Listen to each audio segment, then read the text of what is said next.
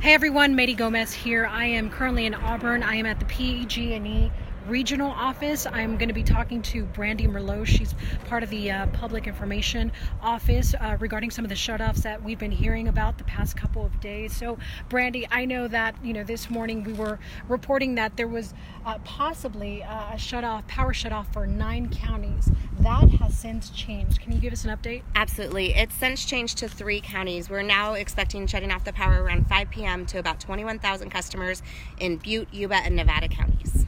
Can you explain to us how do you determine exactly what areas has to have the power shut off?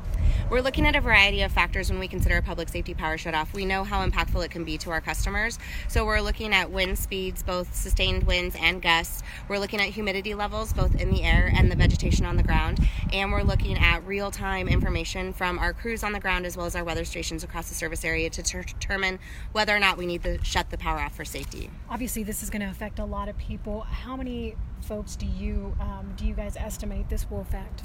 It's about 21,000 customers among those 3 counties. Those 3 counties, okay, but at least it's not the 9 counties that we initially that was the information we had received. So now it's down to only 3 counties. Yes. You talked about. Can you tell us when this shutoff will start and when it could end? Absolutely. So we anticipate shutting the power off around 5 p.m. today, Monday, and we expect the weather event to last through about 9 a.m. tomorrow morning. Once the weather event's cleared, we will send our crews out on helicopters, in vehicles, on foot, to patrol those lines, inspect and make any repairs. Once that's completed, we'll be able to restore the power to those customers. Let's talk about, Brandy, how important it is, because a lot of people don't understand, about the shutoffs. A lot of people are going to be impacted. Yeah. Many want to know why. Yeah. How important is it, and why do we have to have a power shutoff?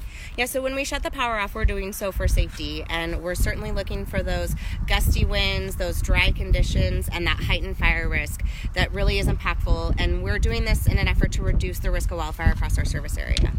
Perfect. And you mentioned that there's a second event happening. Obviously, you can tell just by our hair that it's extremely windy out here. And like we mentioned, we've got this red flag warning happening right now. But we also have a second event happening that you guys are preparing for. Yeah, we're monitoring conditions for another weather event starting on Tuesday evening. So we're still in the monitoring process, watching those conditions, seeing what may happen, and we're determining whether or not we need to call a second public safety power shutoff tomorrow. And of course, right now that is still a little early because, as we all know, conditions can change in a second. So right now, the only power outages you guys have planned for right now are for what counties again?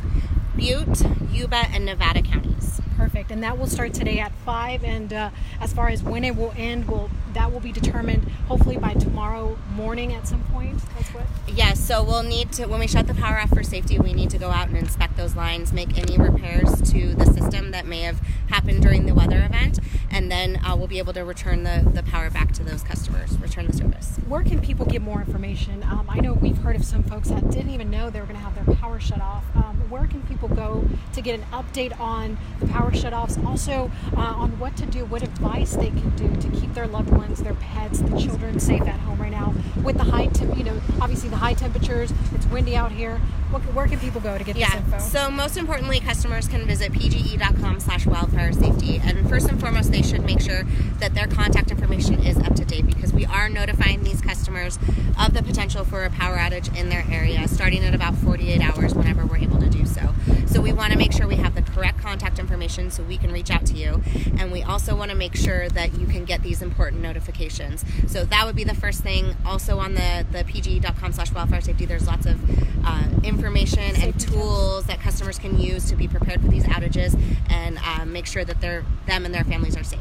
Brandy, thank you so much. I know you guys are pretty busy right now, so thank you so much for talking to us.